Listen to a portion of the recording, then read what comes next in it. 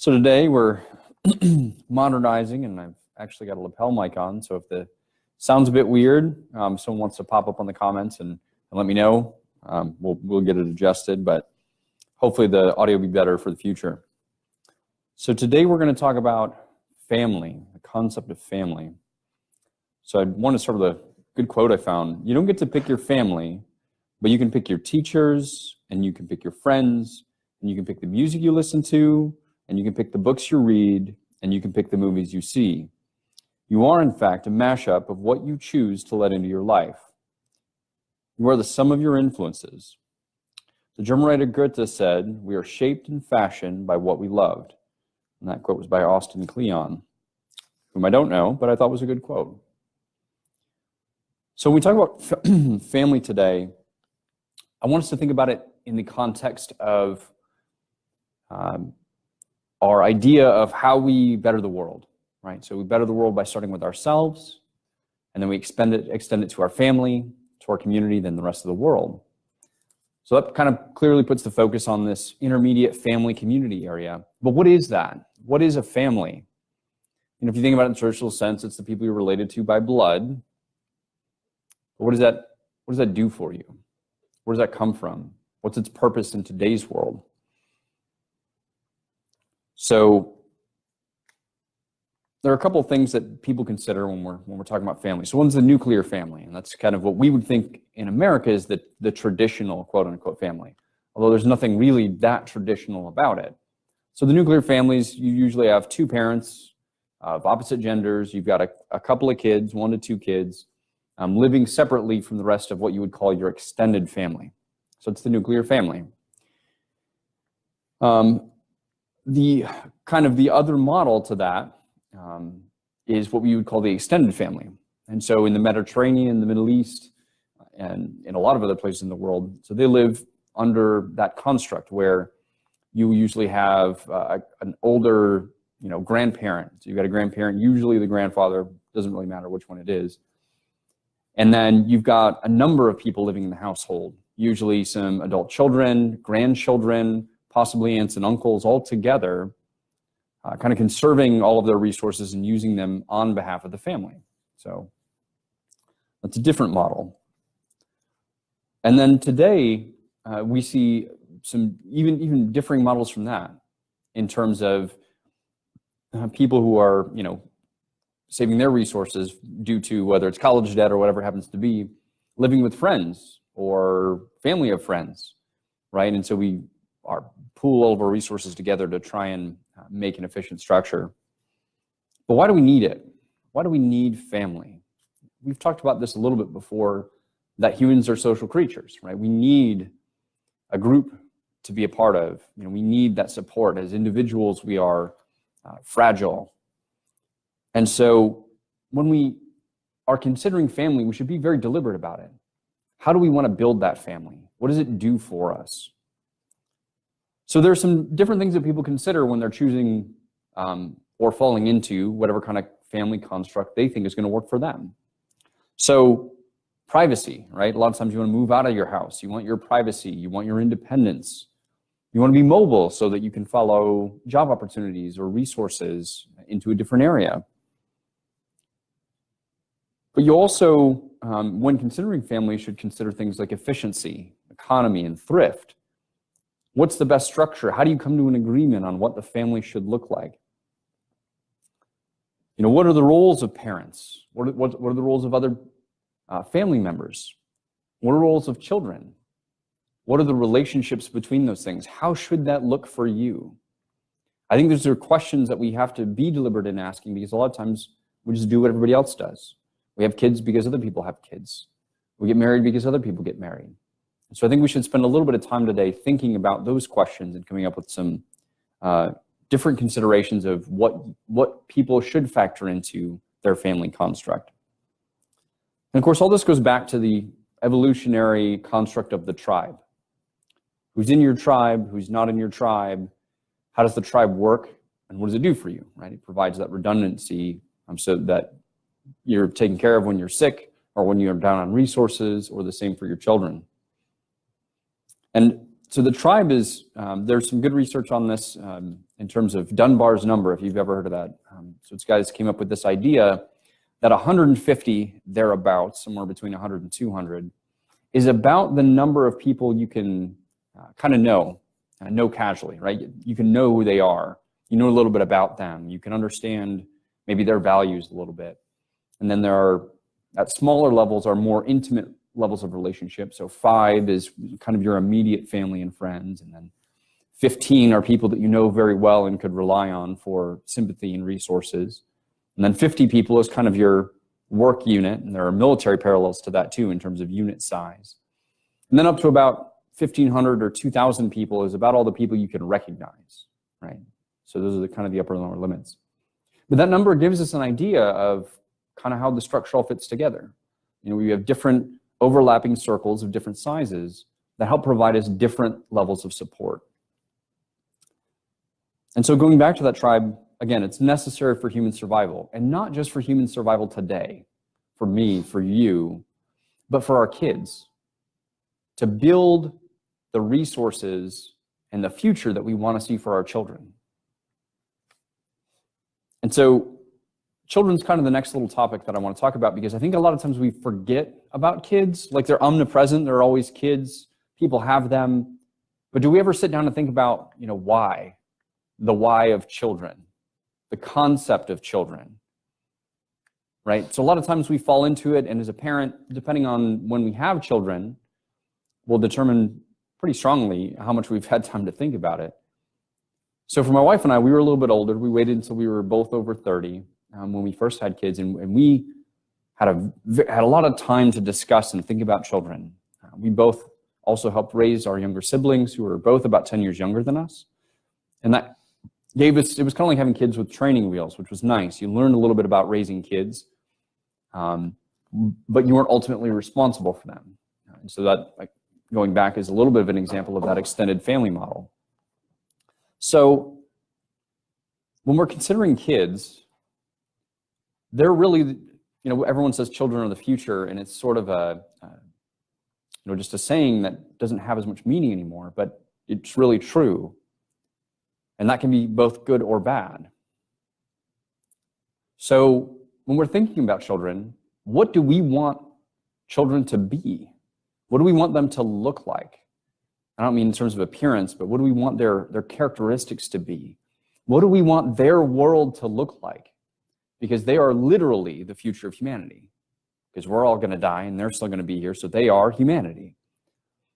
So are we spending enough time thinking about what's the construct that best suits raising children into competent, effective adults to then continue on humanity's journey? And so I'd ask that we do that a little bit today. We reflect a bit on that.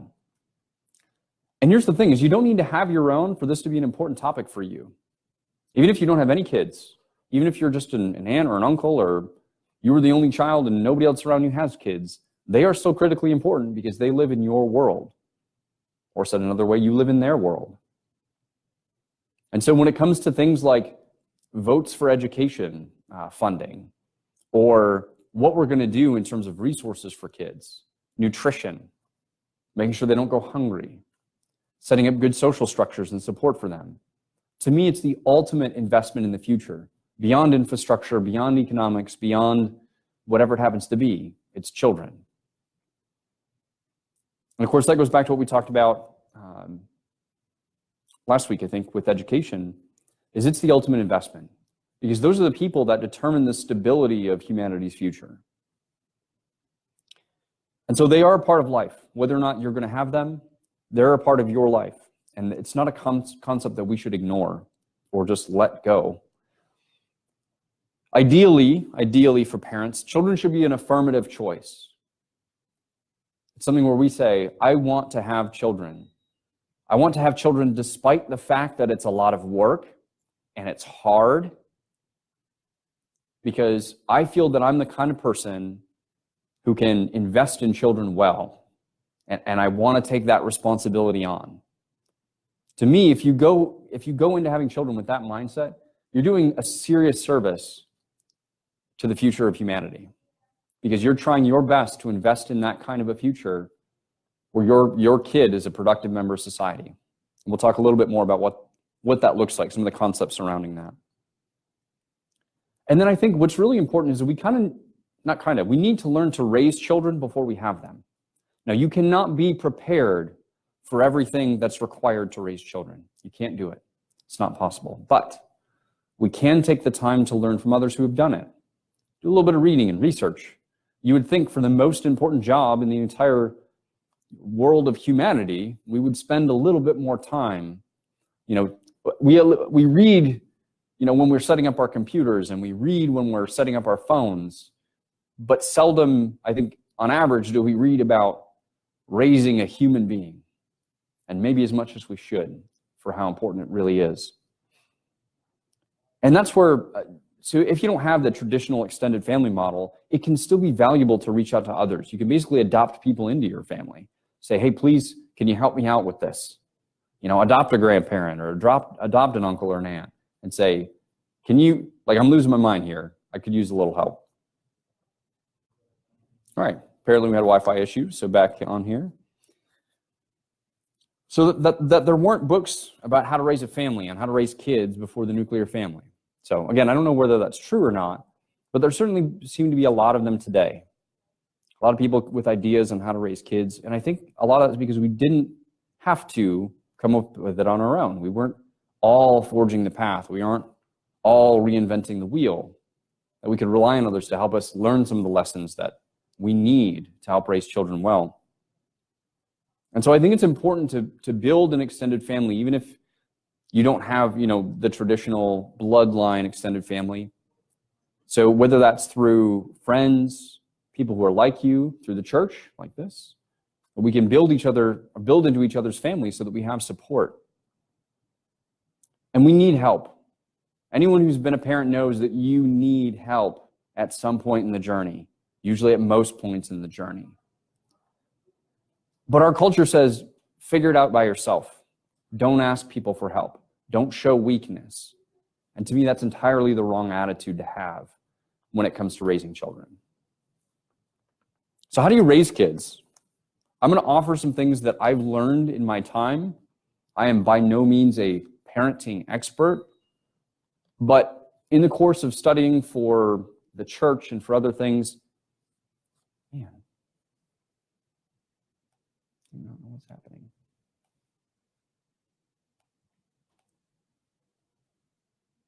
Sorry, folks, having some technical difficulties today.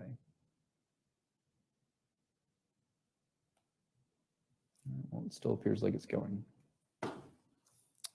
Cut it together later. Some things that I think that I've found are really, they're applicable to raising children, but they're also applicable to life in general and being a functional adult.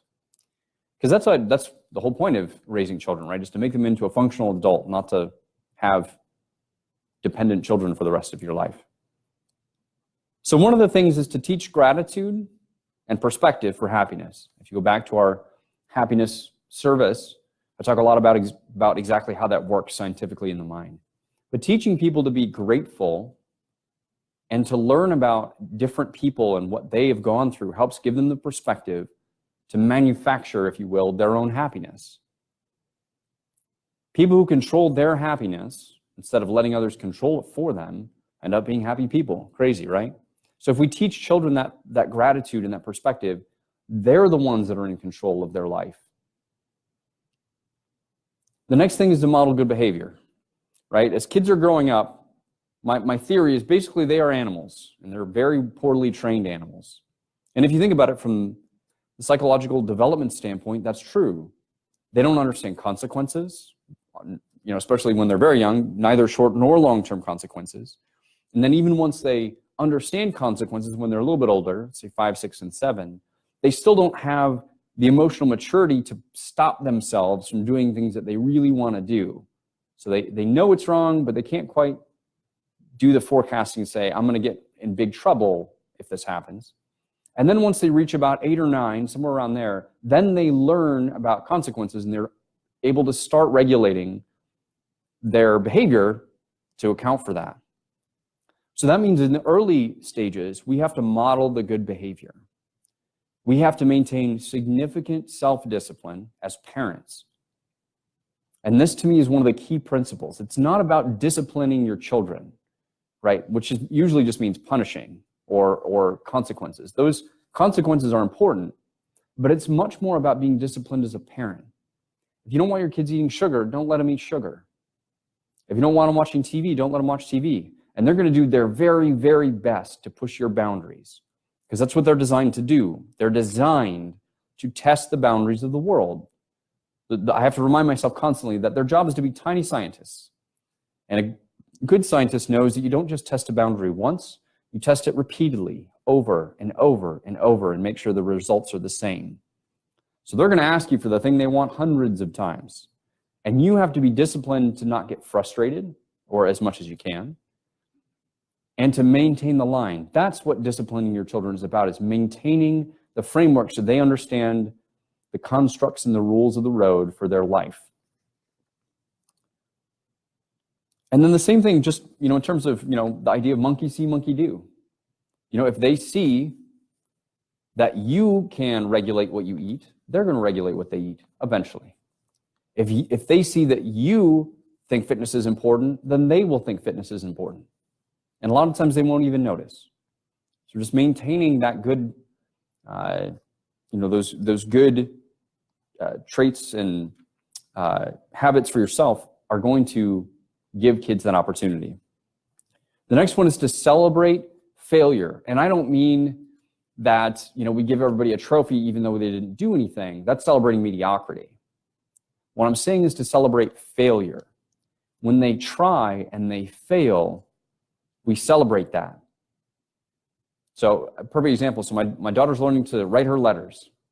And so we're trying to teach her the letter K, and she couldn't quite get the concept of the diagonal legs on the K. They'd either be kind of sticking straight out, or it would be like a line with a C attached to it. So she's getting the basic shape, but not quite what we're looking for. And so we did some different diagrams. We made a little box, and we showed her how the diagonals connect to the points and whatnot. And then she went and she tried 10, 12 different times, writing slightly different ones with feedback a little bit each time, until finally she got a recognizable letter K. And she wanted to just cut out the one that was right and put it on the fridge. And we're like, no, we want the whole thing on there so we can see that you progressed from this to this. That's what I mean by celebrating failure. We have a friend who, when his kids were first learning to skateboard, would fall. And when they would fall, instead of rushing over and seeing if they were okay, he'd stand up and just clap and be like, good, yeah, good job. That was a great fall. And they'd be all scraped up and bruised and bloodied. But they looked to the parent for askance and say, am I hurt? Because they don't, they know they feel pain, but they don't know if they're really damaged or not. So they look to the parent, and if the parent's rushing over and freaking out, well, they're going to freak out. But if the parent's like, yeah, keep going, then they're like, well, I guess I'm okay. I must be all right. I can just push through it. And they learn from that. So that's what I mean by celebrating failure and grit. I think what that does in the long term is really gives them self-esteem, right? We focus on self-esteem as if it's a thing we can create by itself. But it's something we learn out of our resilience from going through failure, right? We build self-esteem because we're going to fail at times in life, but it's coming back from that, realizing that it's a temporary setback. That's where self-esteem is built. Knowing that I can is probably one of the most valuable things that you can give a human. What celebrating failure and grit also do is help teach them to learn, right? They learn to learn by doing that. They learn that sometimes you're going to fail before you actually get it. And they learn a realistic view of what we would call real life, which leads me to my next point. We need to stop cherishing this commercial ideal of childhood. Personal opinion. Oh, we have to cherish their childhood. They're only going to be this age once. We have to let them be children. And that's true. We do have to let them be children in the sense that they're going to fail and they're going to be silly and they're going to have an imagination and they're going to try different things. That's what being a child is about. It's about learning. But what we have to stop doing is babying them. is giving them all the things, all the toys and all the experiences that, they need. To me, it's like the stereotypical Disney idea. Because the idea of being a child and not having responsibility to me is silly. If you think about even 75 years ago, a 12-year-old would have been running a farm with their dad. And as we mentioned last week, at 13 years old, someone who went on to be Admiral of the Navy took command of his first ship at 13. Can you imagine a 13-year-old commanding a ship with an enemy crew below decks that they had captured and being in charge, commanding the crew and sailing it back from South America to North America? That's so far beyond the vision of today's children, and yet they did it 150 years ago with no cell phones and no Google and nothing else. Amazing, right? So this idea of childhood to me is silly. I had a lot of struggles growing up as a kid. I had to take care of my younger siblings, and I learned to cook, and I learned to take care of myself, and I learned to entertain myself, and I learned not to be reliant on my parents. And some of those things we would think are sad, but at the same time, it made me who I am, and it made me resilient, and it gave me perspective. So to me, the thing I worry most about with my kids is not whether or not they're having time to cherish their childhood, but whether or not they have gone through enough hardship in their childhood. I worry that their childhoods are not hard enough to teach them the lessons that they need to learn to be functional humans. So we introduce hardship. I don't know if I'd even call it hardship, but things like we don't let them eat sugar. The default is no sugar. They can eat fruit, right? Fruit's got sugar in it. But we don't give them snacks, sugar snacks. We just don't do it. No soda, no juice.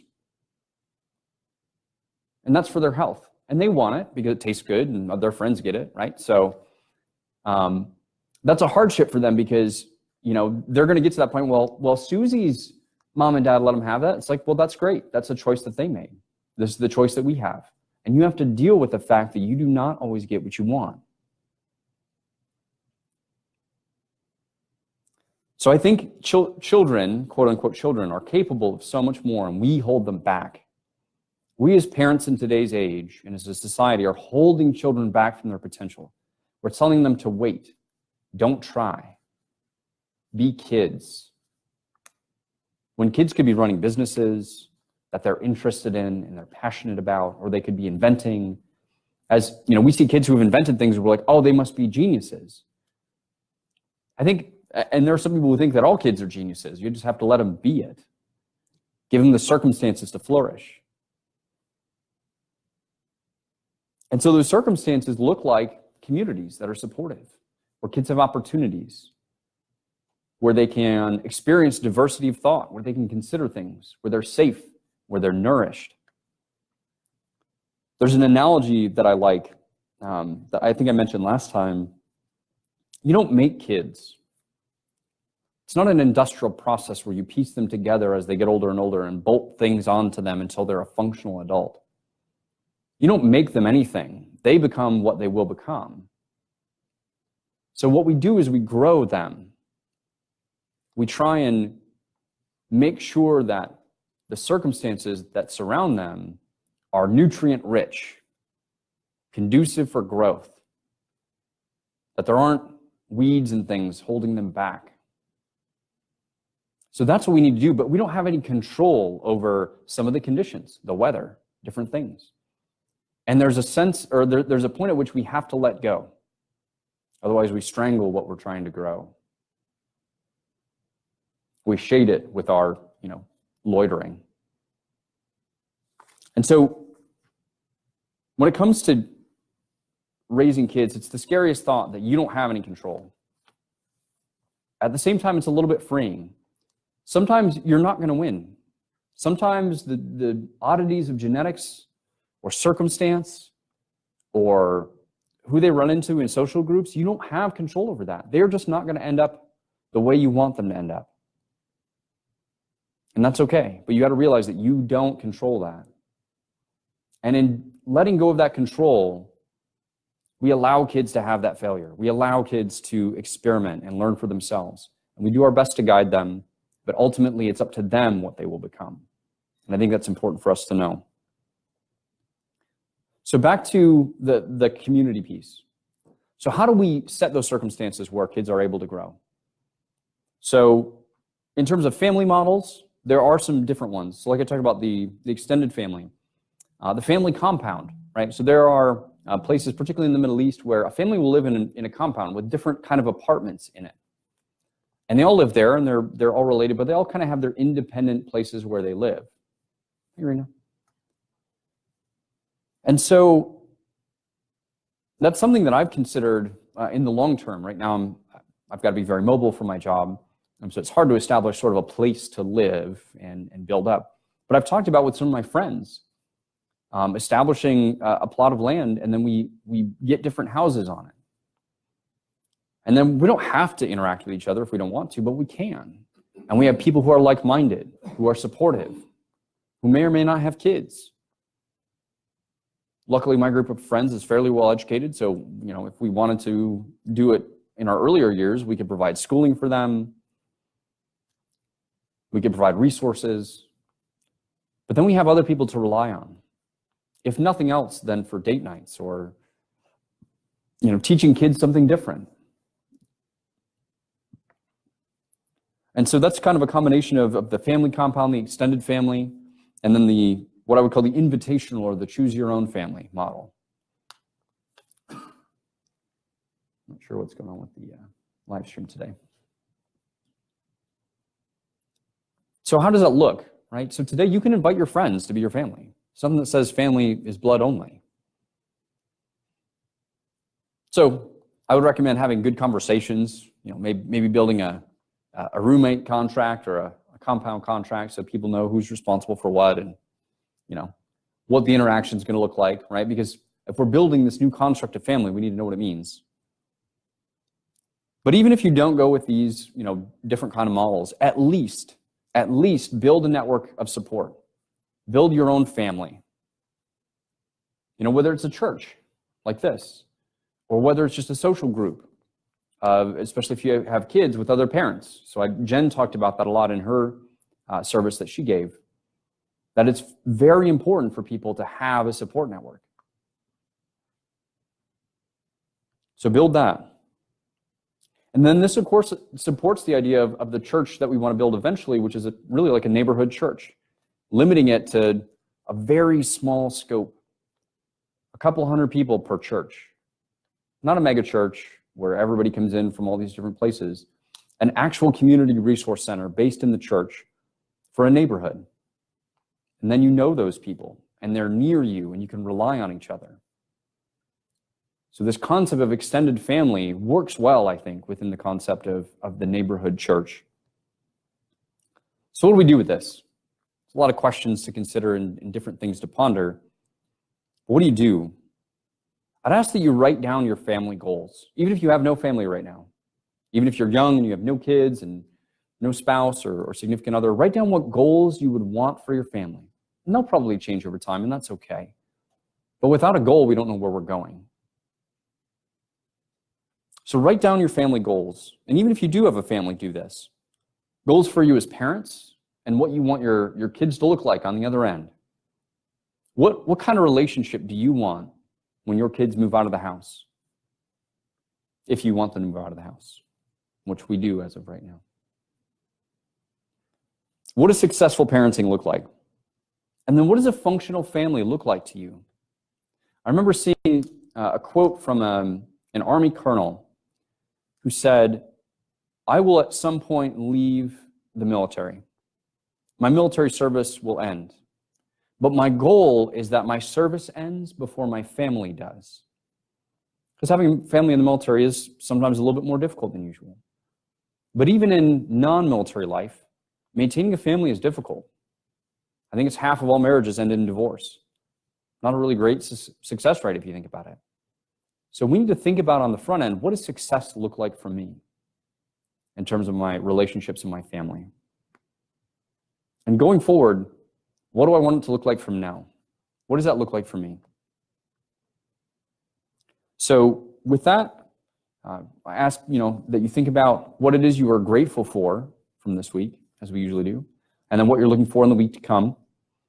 And then after that, I actually want to ask you a couple of questions about the church. So if anyone's got anything they were grateful for from the week, I'll start. So I was particularly grateful yesterday. I had an opportunity to do a project with my daughter. We made a chore chart for her. And the idea behind it is that if she's got something that she's automatically responsible for, it's not something that we arbitrarily, from her perspective, assign on a daily basis, but that she knows, all right, I have to do these things before I can get something extra, whether it's time with an educational app or listening to music or whatever it is. And that puts the responsibility in her hands, right? As opposed to us saying, I need you to do this, this, this, and this before you do whatever. Just makes it a little bit easier for her. And we actually had a great time putting it together. She was really good about it. So I had a really good time spending time with her and then with my son as well yesterday afternoon. It was just a very good family day. And then in the week to come, actually later today, we're going to go, if you guys are interested, get brunch under the bridge. So that's a cool activity I thought would be fun. And then continuing to work on some stuff for the church. So I'm going to put some flyers out actually this week, hoping to bring some more folks in and join us. So that's what I'm looking forward to. Anyone else? Gratitudes or things you're looking forward to? I'm grateful for all kinds of things. What are you grateful for? What do you got this week, Eric? Well, my new house, and I just replaced all the blinds in my house, and I've been real busy with that.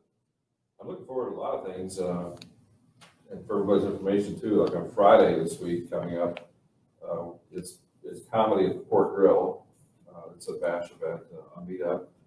Then of course the Sunday service, which it looks like there's an opening for the History Center at this time, but I can't get on the calendar for some reason. So we're trying to, I'll be talking to the church, to the library about that. But then Sunday after service is at Feet on the Farm. Right, it's yeah. At Houghton. I think you're going to, I think everybody's on. Okay. What I've heard is a lot of fun. I haven't been, but it's a good place to bring kids, and there's a great raft beer if you want to pay for that. So that would be fun on Sunday. And then the following Tuesday is another comedy show at Noble Savage. It's also a bash event. So there's just all kinds of things going on. Yeah, there's definitely a lot. And that's a great point, that there are so many things going on. And we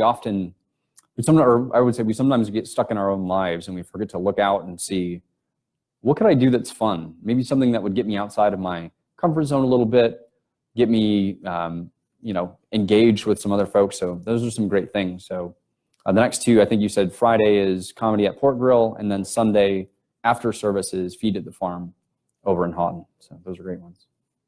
Anyone else? I'm grateful for here. About the last 5-10 years, my wife refused to go anywhere with me. Because she didn't want to go to the electronics department in the store. Right. And I didn't want to go to ladies' underwear. Okay? That's fair. So, not complaining about that, but there was very few things we did together. Okay, we build home theaters and all that, so we don't have to go out and stand in line and have someone talking while we're watching the movie. Right. Okay, it's not anti-social. It's anti-have to put up with other people. Yeah, we're anti-social. Yeah. So, I feel you though. Huh? So I feel you though on that one. The military has bred us over 27 years in both whiskey and brass, to where place represents nothing about home. Right. Okay, and the nuclear family is just us two. And I'm grateful that we've stuck together for 46 years, although if anybody saw all the little hidden ins and outs, they wonder how the hell we did too. Yeah. But things to be grateful for is when you have unknowns coming up, and you know you can overcome any challenge, and the ones you can't don't matter. That's right. Yeah, you can only control what you can control. Yep. And it's a lot more than people think.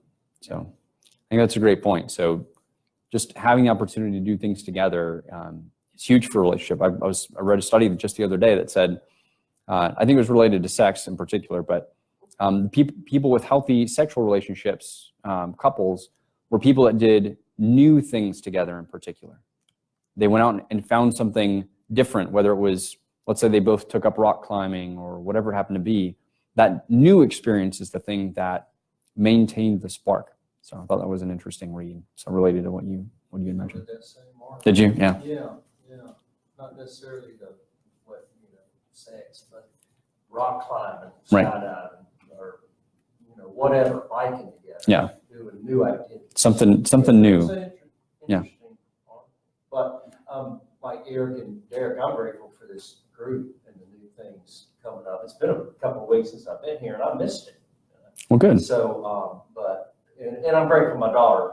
She got married 2 weekends ago. Okay. And went off without a hitch. It was in Pensacola. We dodged hurricanes. Oh, wow. So it was Lucky there. It was fantastic. Nobody got hurt or anything, and everybody got home safely. So I'm grateful for that. But I'm grateful for this group too and the stuff coming up as well. Yeah. Well, that's awesome. Yeah, definitely good that you dodged a hurricane for sure. So, all right. Anyone else? I'm grateful that I got to spend last weekend with my son. Got a hotel room in Shell Falls, so I can drive all the way to Amarillo. So we didn't hang out in a hotel room, we went swimming in the indoor pool. Just hanging out. Yeah. Yeah, that's definitely a good opportunity. And let's, on the bright side that, even though you didn't get to go on your trip, maybe give you an opportunity for something else. So, I'm still leaving next month now. oh, are you? Okay, good. Well, so good then. It gave you just another opportunity then for that. So that's great.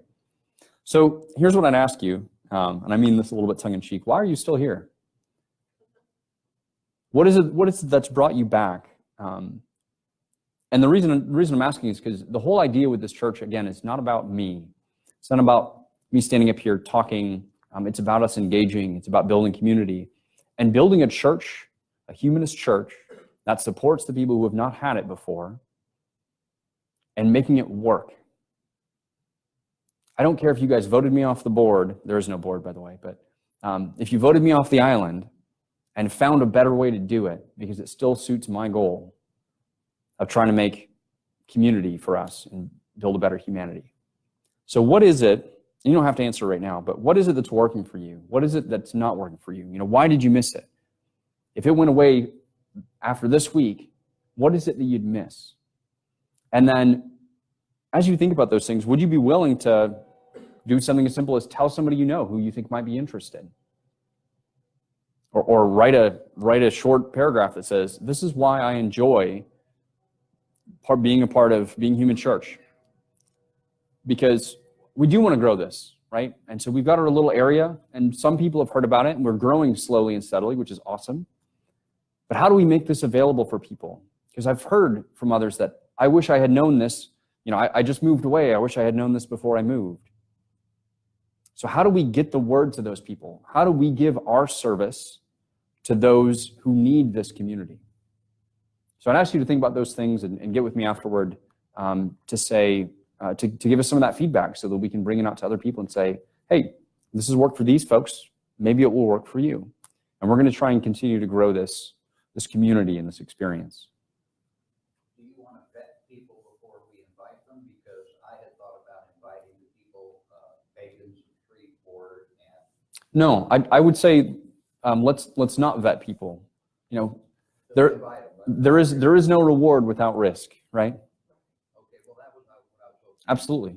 So I'm going to put a whole bunch of them out here this tonight. Please do. Because not only that, but we only grow stronger through diversity. We can only better refine what we follow in the tenets of the church by putting them up against people who will question them. The whole idea with the church is to be open source, to question ourselves as well as others, to grow stronger. So I absolutely welcome that. And then finally, if you're willing to help out, so like Eric's been helping schedule some of the events to take a little bit of pressure off me so I can do my job and services and whatnot. So if you're willing to volunteer, and there's a kind of a traditional phrase when it comes to startups of time, tool, or treasure. If you want to invest in some way, whether that's volunteering, whether it's providing something for the church, even if it's just looking at material that we have that we've written in terms of the church background and philosophy, or providing some critical thought or writing for us, we absolutely would welcome it. And of course, we do have the ability for folks to donate, and we have very specific things that we're trying to buy, mostly advertising on the early end, and then some technical equipment so we can build our quality a little bit and bring in more folks. Ideally, we would eventually get a church, a physical building where people can come, and for that to be a sanctuary. So thank you all very much for coming today. So we should be able to get wrapped up pretty quickly here and then get out and have some brunch if y'all are interested. So y'all have a great day.